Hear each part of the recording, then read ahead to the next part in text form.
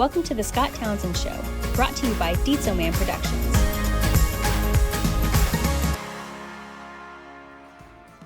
Grumble about art ain't the way it should be. And I'm not even going to grumble about Mark Zuckerberg, but if you want to grumble, you should read Roger McNamee's book called Zucked, because he was there. He was Mark's mentor, and he really has some bad things to say about Mark. I believe them, but that doesn't stop me from spending several hours every day on Facebook. And this isn't my love for the social network. It's because that's where I find my next ghostwriting clients. It's where I get invited to speak. It's where people like you find me, because I haven't been on Twitter for several years. I left shortly after Biz Stone left, so that's a yeah. Yeah. And so why did you feel like it was necessary to leave after being like the evangelist of Twitter, the mouth, the spokesman, so to speak? I already knew by then that who I was no longer matters. It's who I am and who I want to be. Hey, this is Scott Townsend. Welcome back to the Scott Townsend Show. And today I have with me a good friend. We haven't spoken for a long time, and so the other day I decided to invite him onto the show based on current events and things that are going on. Shel Israel. Shel, how's it going? It's going just great, Scott. You don't look a day older than the last time I spoke to you in 1884. As I recall. Yeah, as I recall, yeah. So for those of you out there, Shel is a author, speaker, blogger.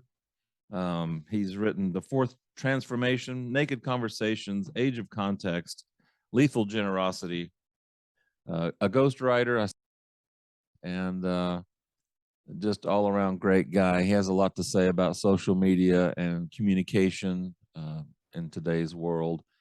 And Shel and I got involved back in, I think it was 2008, 2009, maybe? 2008. Yeah. The book came out in early 2009, so it was 2000. So there was some news about Twitter. You wrote the book, Twitterville. You wrote the book on Twitter, Twitterville, right there. And so I wanted to have you on because there's a lot of talk now about Twitter again. Well, there's been a lot of talk for a long time, but I just want to get your take on a couple of things. And that is, looking back when Twitter first started out, what was it that brought you to broach the subject of Twitter, and why write a book about Twitter? What did you find interesting or worth talking about? Well, that could take the hour we have, but see if I can do a quick executive summary.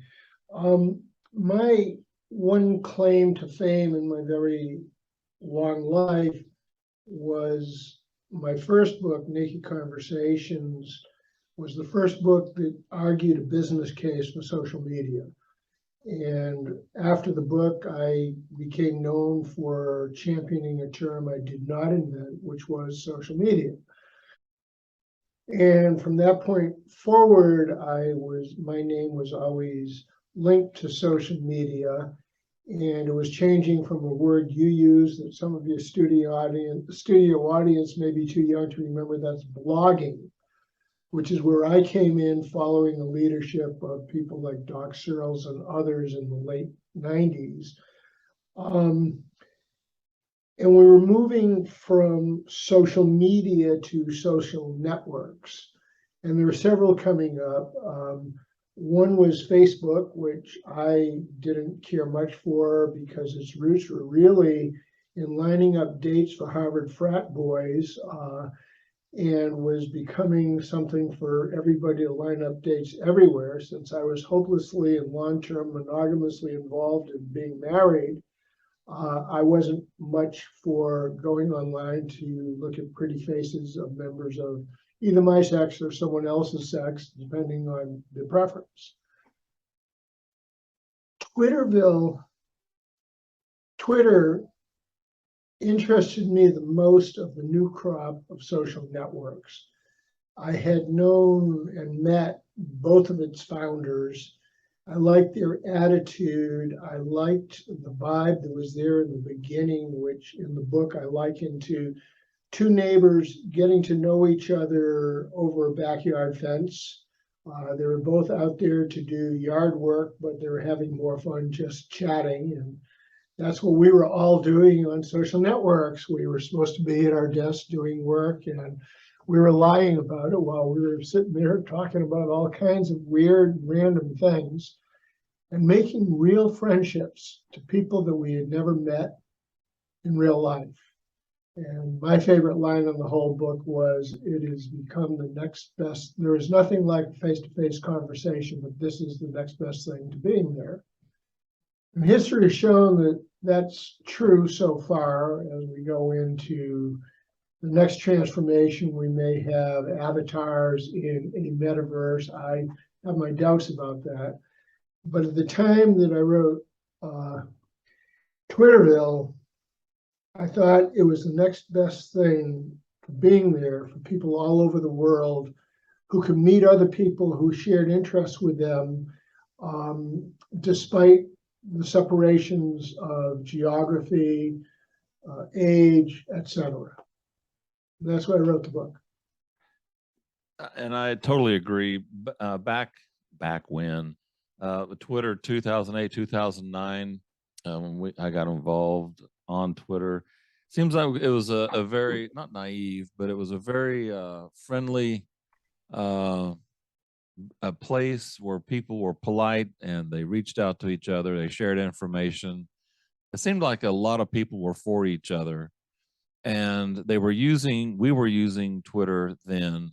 And what attracted me to it was, just like your story of the plane on the Hudson, the people on the wings, Frank Eliason reaching out to customers, through Comcast, and Jeremiah Oyang and Charlene Lee, and just a whole host of other folks that were just like me, trying to use Twitter trying to figure this thing out. And then everybody, you really captured it well in the book with all these stories of people who were using this new technology to reach out to their constituents, reach out to their customers, reach out to each other.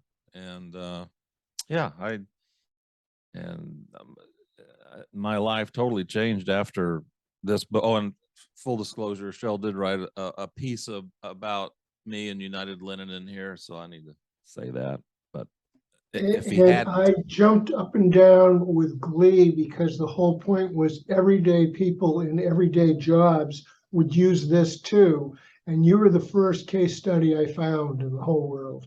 After that, there was an avalanche of them, but you were, God, I'm saying this in public to another guy, but Scott, you were the first. Yeah, as a matter of fact, they're just, I don't want to do all the talking because this is all about you, but I can tell you story after story. After the book came out, I remember you called me one day and said, hey, the Wall Street Journal is going to be calling you about an article about this story in Twitterville. And I was like, oh boy, what's that going to be like, So anyway, I got, so here's that picture from, what's the date on here? This is September 15, 2009. That's me and Gary Vaynerchuk. They did an article back when we were much younger, much better looking. But I had to have you to thank for that. There's so many other stories. Because of the book Twitterville, I met so many interesting people, and the people that you wrote about in that book, we were all like mini celebrities for a very short time. The spotlight was bright and hot, and it was just a lot of fun. And really thank you again for including me and so many others in that book. And it was a lot of fun, and I enjoyed Twitter for many years. I often think of a song that was popular actually when I was in the Army by a woman who was somehow or other connected to the Beatles, but those were the days, my friends, I thought they would never end, the days of sunshine and laughing and beer. Yeah, we still have beer. Yeah. We I want to get your thought. Oh, on the book Twitterville. I never did ask this question. I never heard it asked. Who is Charlie O'Brien? Charlie O'Brien was my best friend. The he was foreword, also where you my, dedicated. I think you dedicated the book to Charlie O'Brien. Yep. Charlie was my best friend. He was my mentor. He was my editor at a place called the Quincy Patriot Ledger, which was not my first job in journalism, but it's where I came of age. And what Charlie did was give me something that no editor or no other writer had ever given me. That was encouragement.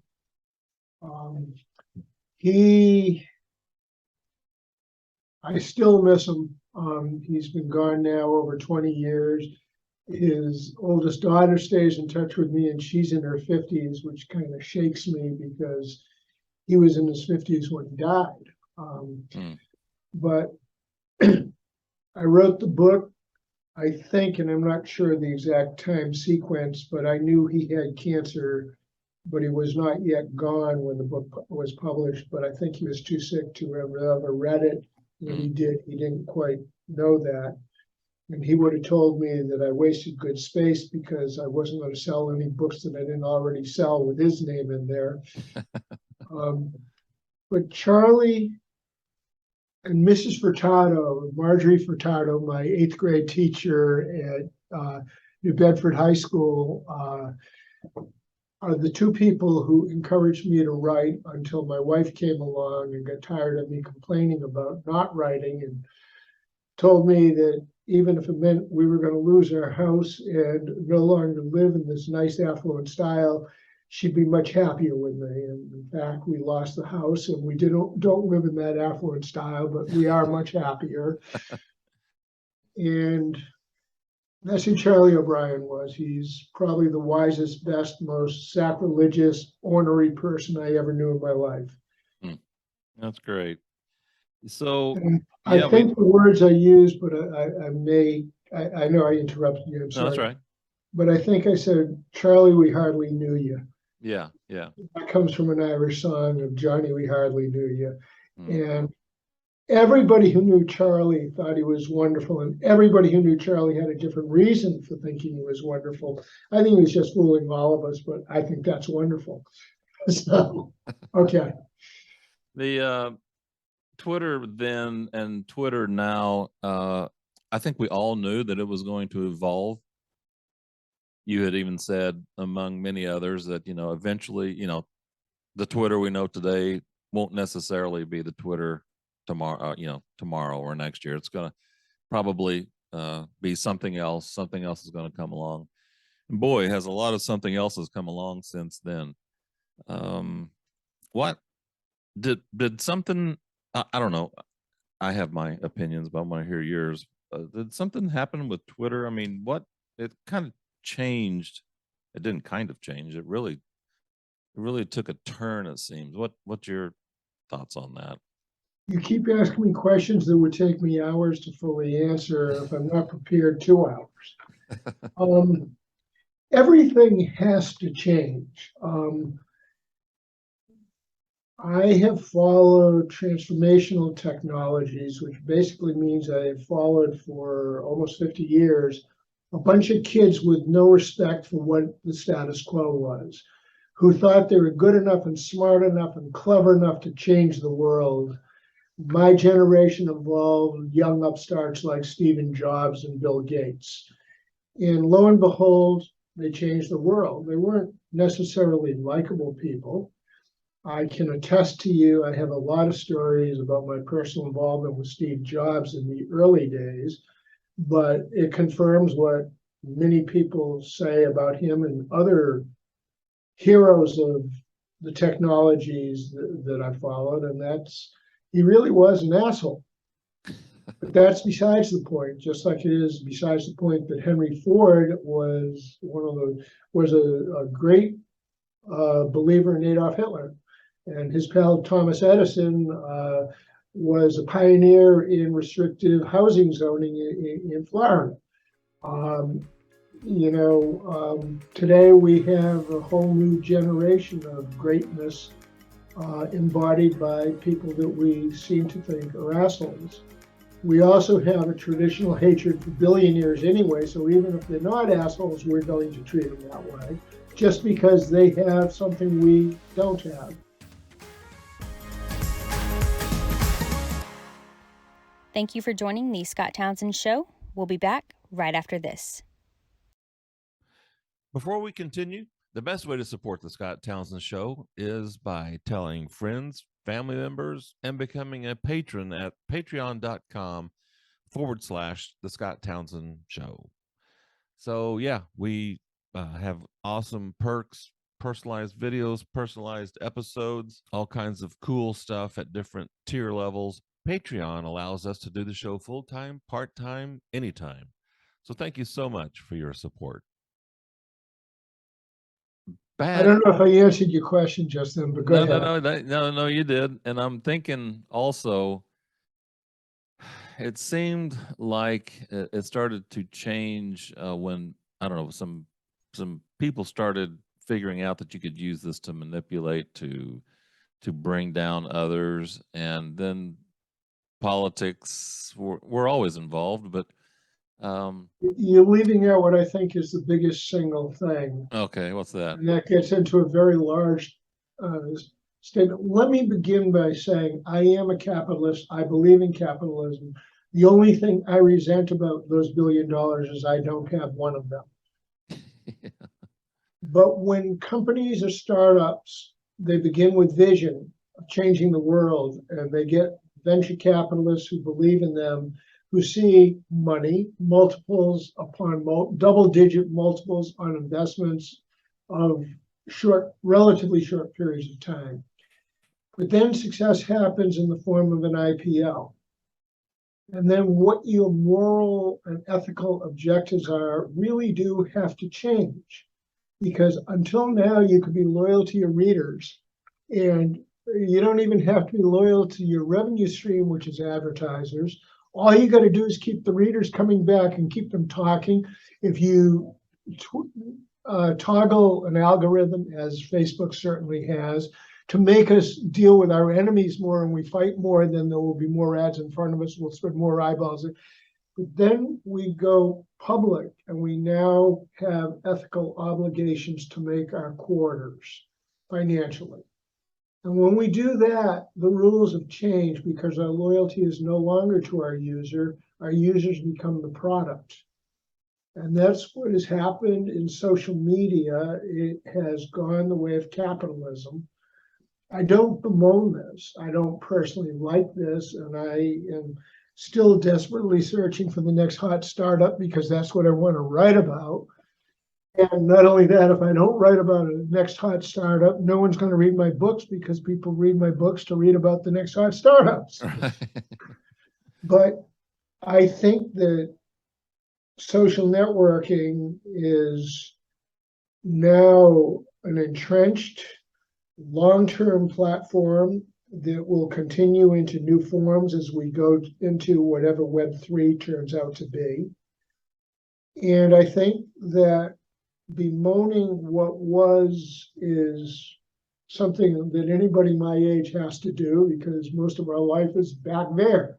Right. At the same time, I'm not going to grumble about art ain't the way it should be.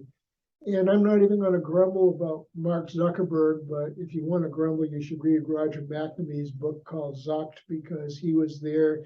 He was Mark's mentor, and he really has some bad things to say about Mark.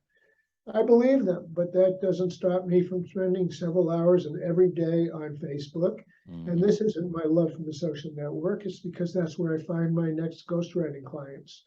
It's where I get invited to speak. It's where people like you find me because I haven't been on Twitter for several years. I left shortly after Biz Stone left, so that's a while. Yeah. And so why did you feel like it was necessary to leave after being like the evangelist of Twitter, the mouth, the spokesman, so to speak? I already knew by then that who I was no longer matters. It's who I am and who I want to be. And I wasn't getting the experience from Twitter that I used to get. It was no big ethical thing. It was a very personal thing. I'm not meeting people who are interesting to me.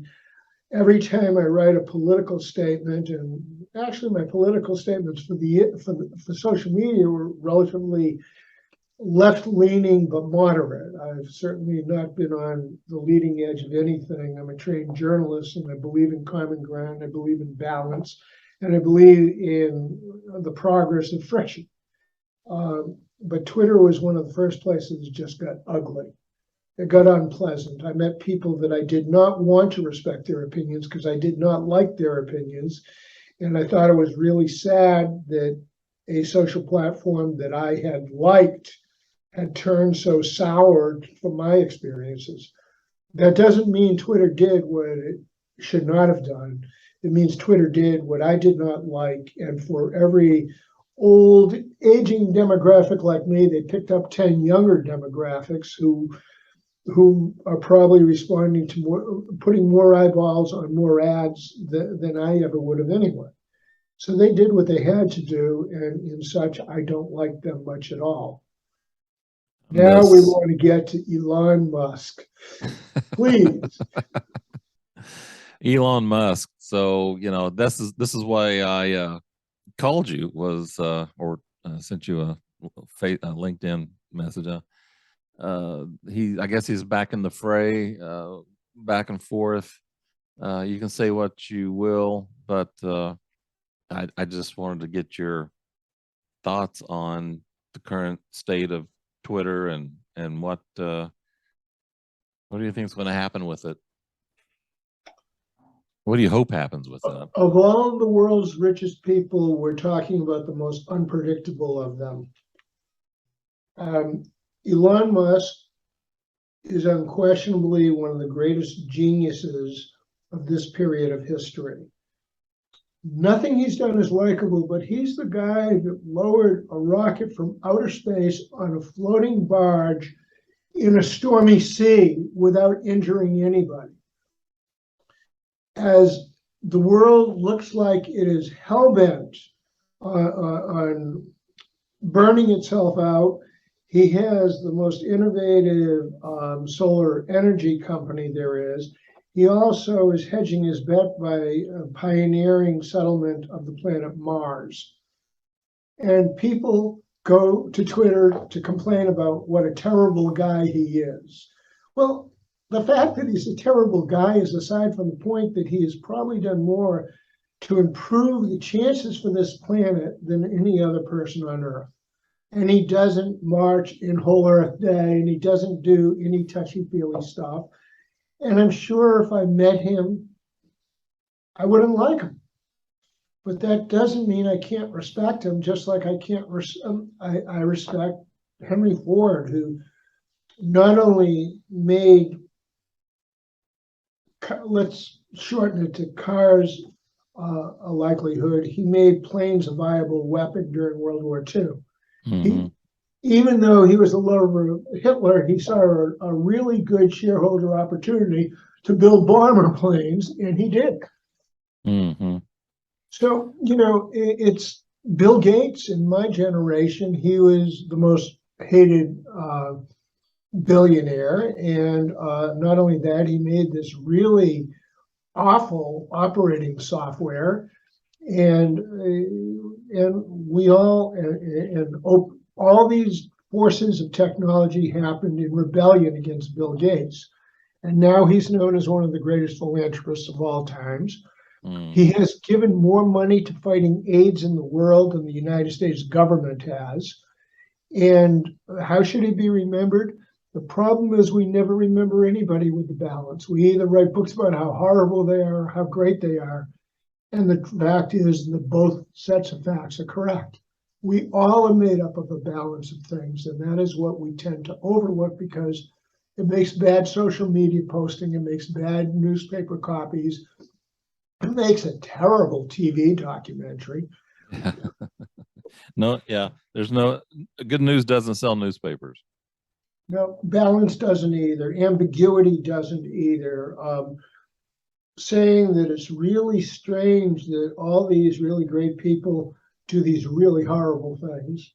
or these horrible people do these really great things. Anyway, to take to extremes, which I really do, I believe Adolf Hitler was instrumental in the creation of the Volkswagen. Doesn't mean I like Hitler, because I assure you I do not. Yeah. Yeah. So what do you think Elon's going to do with Twitter? I don't know, but I bet you he gets a lot more people to go over there than is going now.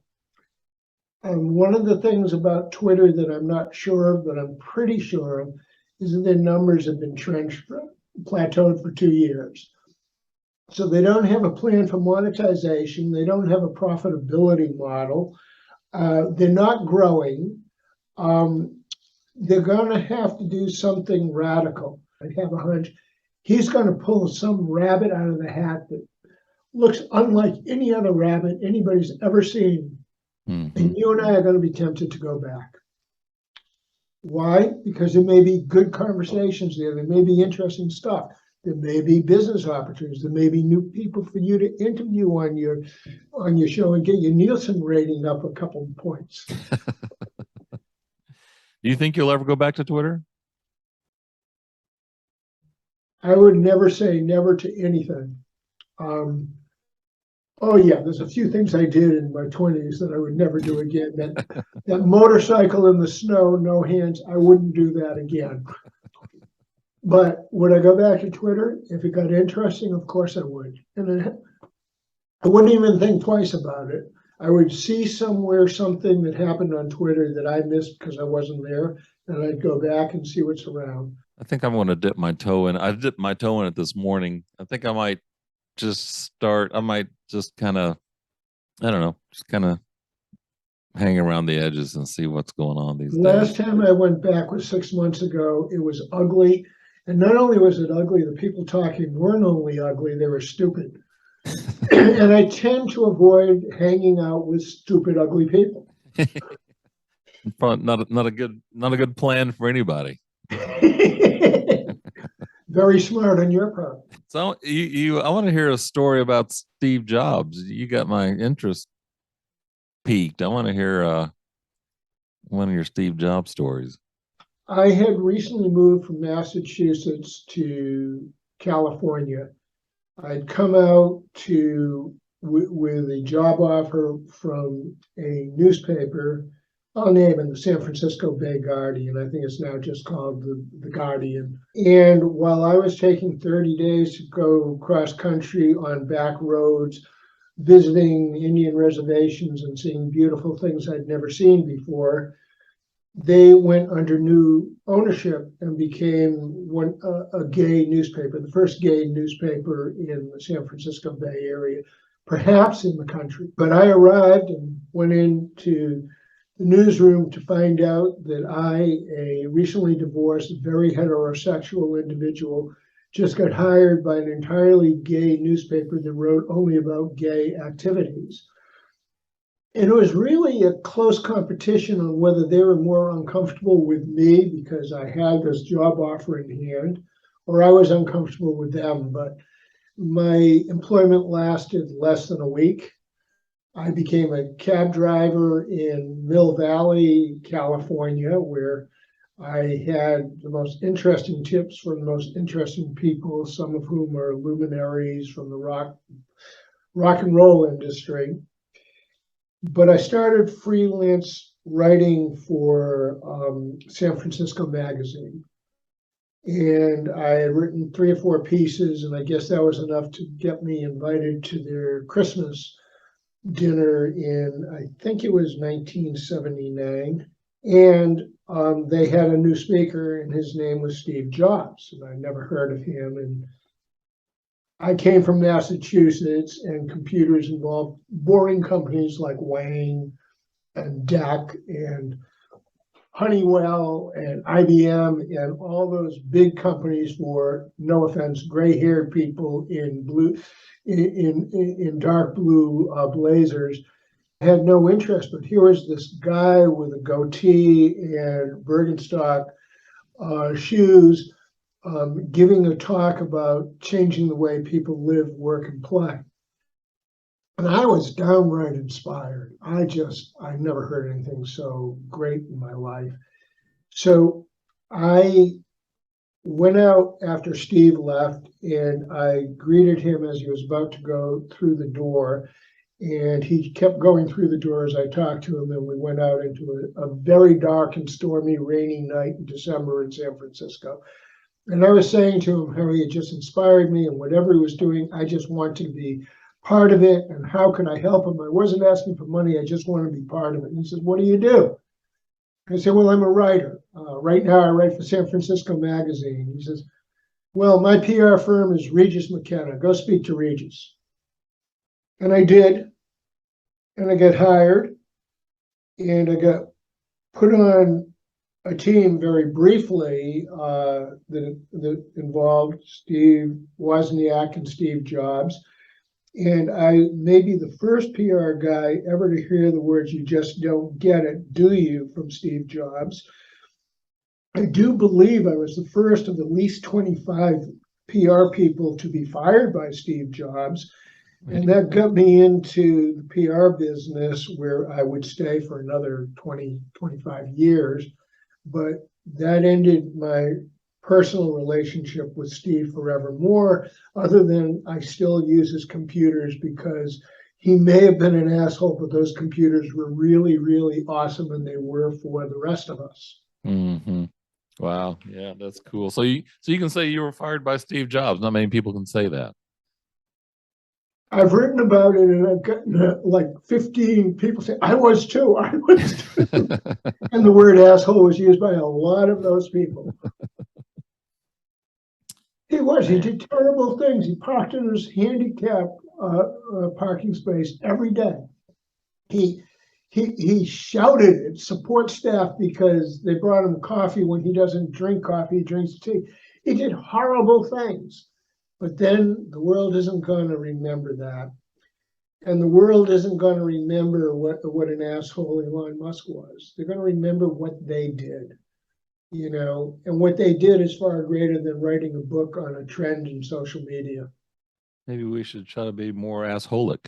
I've tried really hard, but then my wife doesn't speak to me and my dog ignores me. And that's too close to home, and I can't live that way. Right. My wife was the fool to talk me into leaving a lucrative profession and joining one that is not. And when mama's not happy, ain't nobody happy, right? And for the record, we are much happier. Much happier. So you're in Florida now. Yep. That has to do with not making the money I used to make also. Well, good. So what's the next book? You're forcing me to pitch, and I wasn't going to do that. I no longer write books for myself. I ghostwrite books. I ghostwrite tech business books specifically. I've been asked to do others and have come close, but I know how to write tech business books, and I can position myself probably as among the most expensive writers of tech business books, and I get my price. Not often enough, I might add, but my next book will be the next person whose business decides that I'm worth the investment. So when you ghostwrite, your name doesn't go on the book, right? There are two options. So far, it has not. But if you like what I do for you enough, you can flatter me by putting in small print on the cover with Shel Israel. So far, I've been under entire NDA, which means I can't tell you who I've written for. Oh, okay. And I won't do that again. Now you will have to give me permission to tell future prospects that this is a book I wrote, and you need to be willing to confirm that if they ask you. Right, right. And because it's been hard, I went into this business just before the pandemic hit.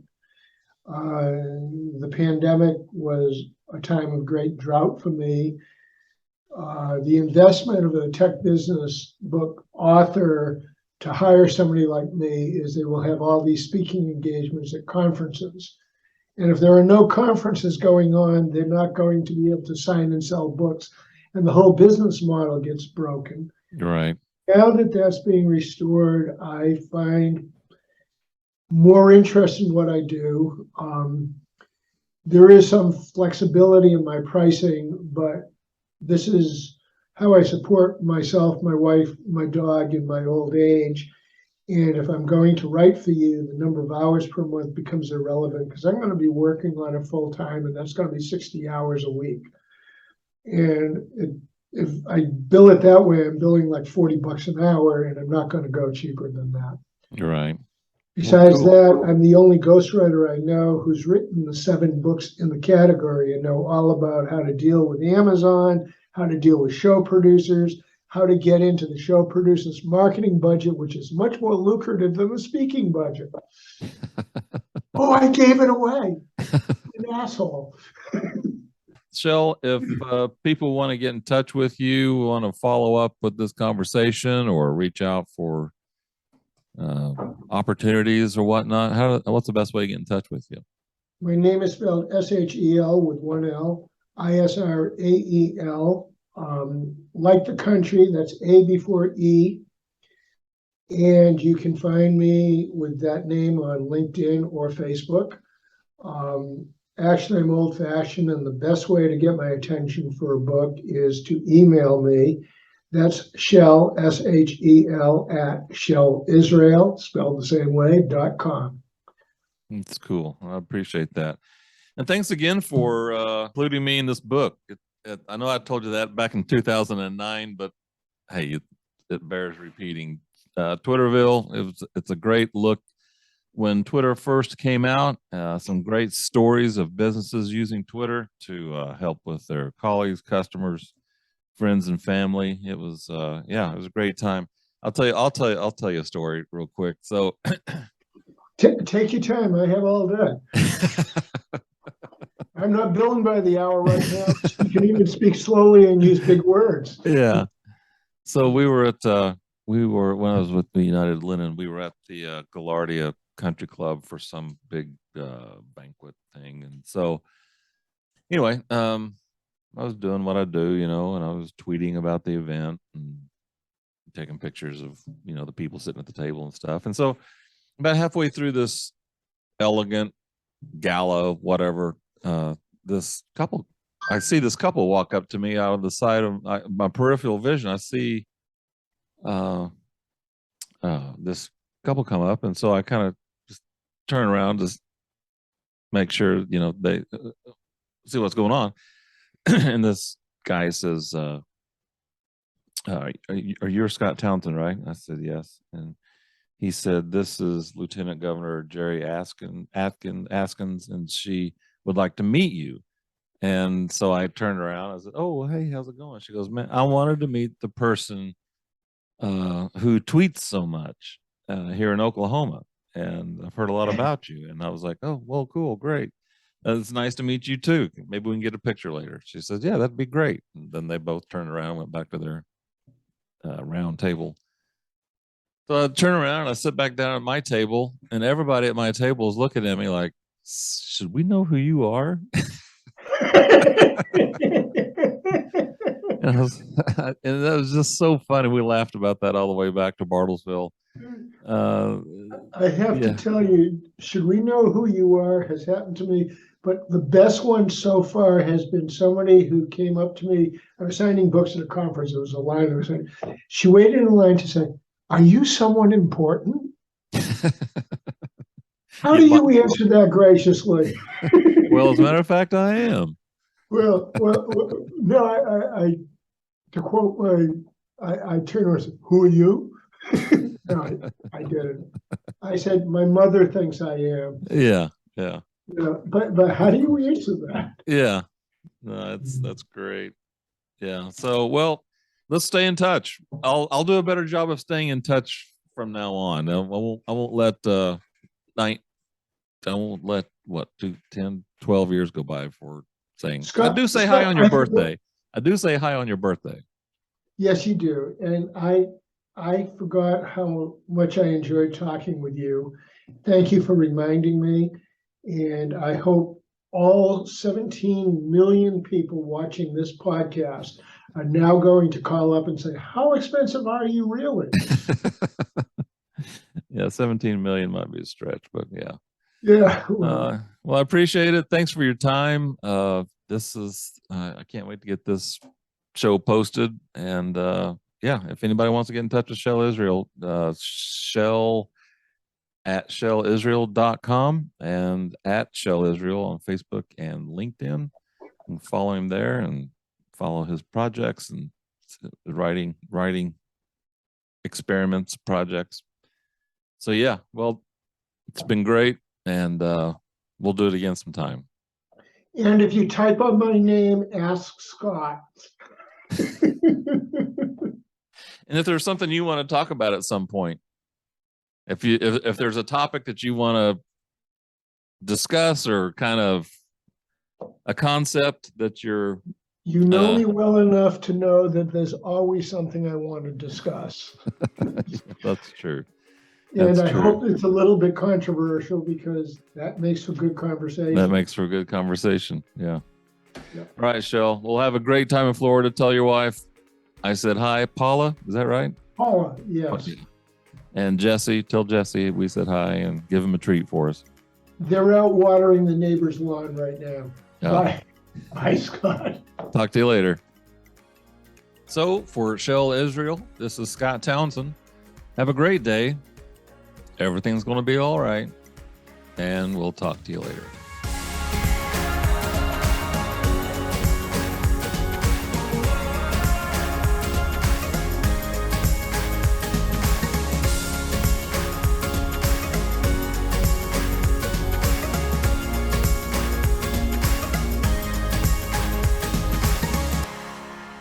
The Scott Townsend Show is a Dietzo Man production. For more episodes, visit the Scott Townsend Show YouTube channel, listen on Apple Podcasts, or wherever you listen to your favorite shows.